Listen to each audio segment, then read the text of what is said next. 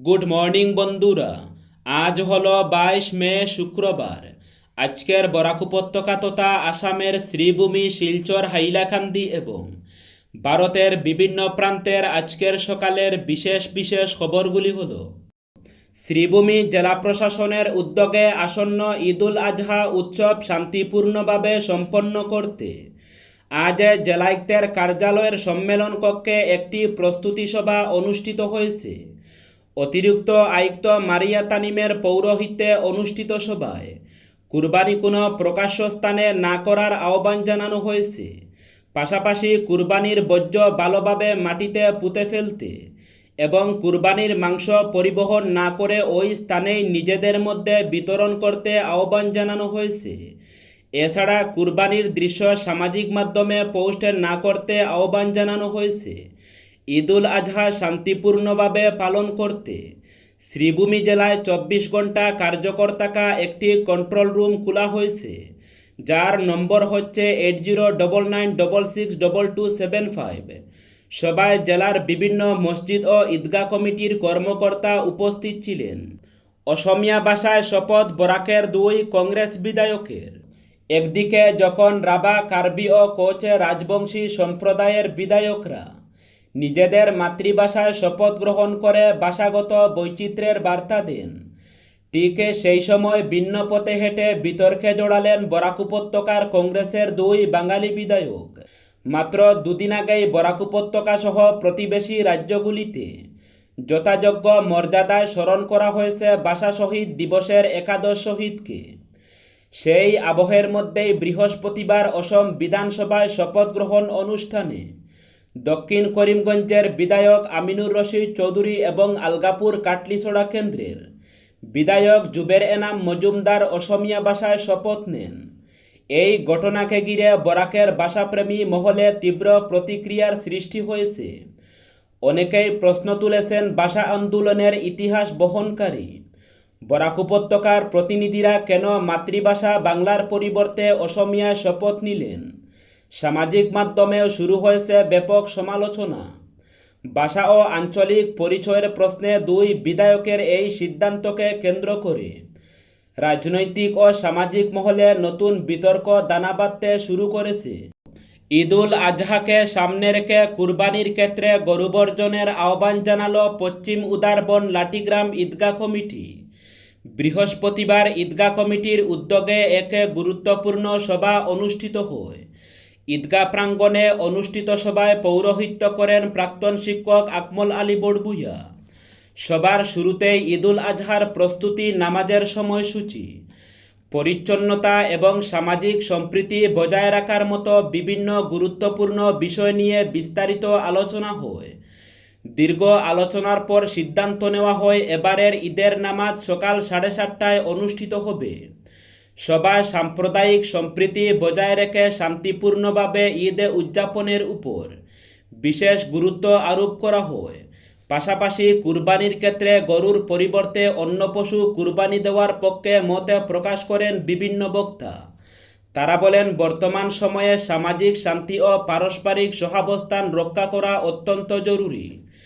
ধর্মীয় উৎসবকে কেন্দ্র করে যাতে কোনো ধরনের অপ্রীতিকর পরিস্থিতির সৃষ্টি না হয়, সেদিকে সকলকে সচেতন থাকতে হবে। বিশেষত কুরবানিকে ঘিরে যাতে কোনো ভুল বুঝাবুঝি বা উত্তেজনা না ছড়ায়, সে বিষয়ে সতর্ক থাকার আহ্বান জানানো হয়।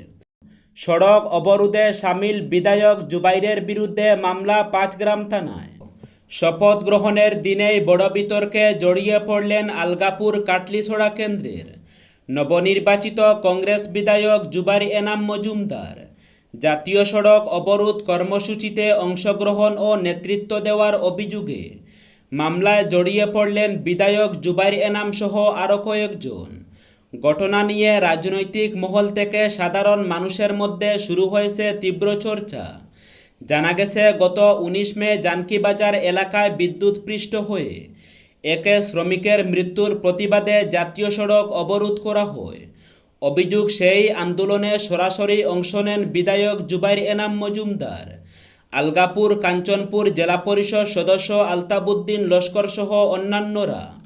অভিযোগ, দীর্ঘ প্রায় 2 ঘন্টা জাতীয় সড়ক অবরোধ থাকায় যান চলাচল সম্পূর্ণভাবে ব্যাহত হয়। দূরপাল্লার যানবাহন থেকে শুরু করে সাধারণ যাত্রীবাহী গাড়িও রাস্তার দুপাশে আটকে পড়ে। চরম দুর্ভোগের শিকার হন সাধারণ মানুষ।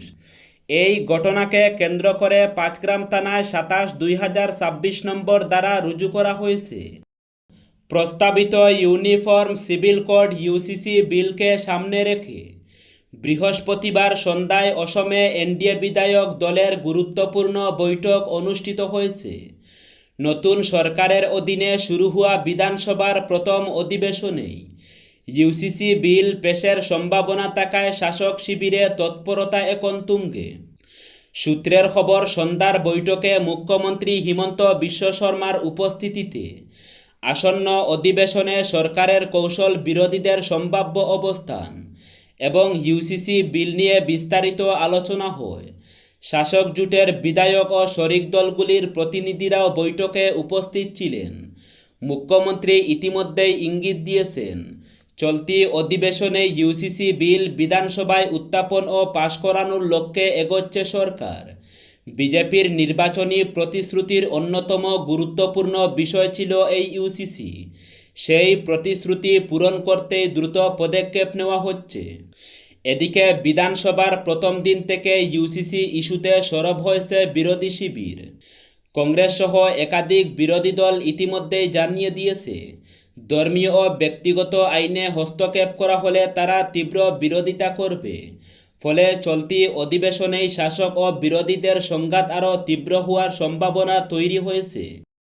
নতুন সরকারের অধীনে বৃহস্পতিবার থেকে শুরু হয়েছে অসম বিধানসভার প্রথম অধিবেশন। কিন্তু অধিবেশন শুরুর দিনেও বিরোধী দলনেতার নাম চূড়ান্ত করতে পারেনি কংগ্রেস। এই ঘটনাকে ঘিরে রাজনৈতিক মহলে ব্যাপক জল্পনা তৈরি হয়েছে। দলের অন্দরেই মতবিরোধ এবং নেতৃত্বের টানাপোড়েন প্রকাশ্যে আসতে শুরু করেছে বলে মনে করছেন রাজনৈতিক পর্যবেক্ষকরা। বৃহস্পতিবার সন্ধ্যায় গুয়াহাটির রাজীব ভবনে কংগ্রেসের বিধান পরিষদীয় দলের গুরুত্বপূর্ণ বৈঠক অনুষ্ঠিত হয়। বৈঠক ঘিরে চরম উত্তেজনার সৃষ্টি হয় রাজীব ভবন চত্বরে। বৈঠক চলাকালীন ভবনের ভিতর থেকে চিৎকার, চেঁচামেচি এবং গালিগালাজের শব্দ বাইরে পর্যন্ত শোনা যায় বলে দাবি উপস্থিত সূত্রের। যদিও বিষয়টি নিয়ে প্রকাশ্যে কোনো মন্তব্য করতে চাননি দলের নেতারা। শপথ গ্রহণের মঞ্চেই মমতা দিদি জিন্দাবাদ স্লোগান তুলে নতুন বিতর্কের জন্ম দিলেন নবনির্বাচিত তৃণমূল কংগ্রেস বিধায়ক শেরমান আলী। বৃহস্পতিবার অসম বিধানসভার শপথ গ্রহণ অনুষ্ঠান চলাকালীন এই ঘটনাকে কেন্দ্র করে রাজনৈতিক মহল থেকে সামাজিক যোগাযোগ মাধ্যম সর্বত্রই শুরু হয়েছে ব্যাপক চর্চা। সাধারণত বিধানসভার শপথ অনুষ্ঠান সংবিধান ও গণতান্ত্রিক মূল্যবোধের গাম্ভীর্যের মধ্য দিয়েই সম্পন্ন হয়। তবে এদিন শপথ বাক্য পাঠ শেষ করে নিজের আসনের দিকে যাওয়ার সময় আচমকাই উচ্ছ্বাসভরা কণ্ঠে মমতা দিদি জিন্দাবাদ স্লোগান দেন শেরমান আলী। মুহূর্তের মধ্যেই উপস্থিত বিধায়ক, আধিকারিক ও সাংবাদিকদের মধ্যে শুরু হয় জোর আলোচনা। ঘটনার ভিডিও দ্রুত ভাইরাল হয়ে পড়ে ফেসবুক, এক্স সহ বিভিন্ন সামাজিক মাধ্যমে। কেউ একে রাজনৈতিক আবেগের স্বাভাবিক বহিঃপ্রকাশ হিসাবে দেখছেন, আবার কেউ মনে করছেন বিধানসভার মতো সাংবিধানিক প্রতিষ্ঠানের ভেতরে এ ধরনের স্লোগান বিতর্কের জন্ম দিতেই পারে। ঘটনার পর শেরমান আলী বলেন, আমি আমার রাজনৈতিক আবেগ থেকেই স্লোগান দিয়েছি। মানুষের জন্য কাজ করাই আমার মূল লক্ষ্য।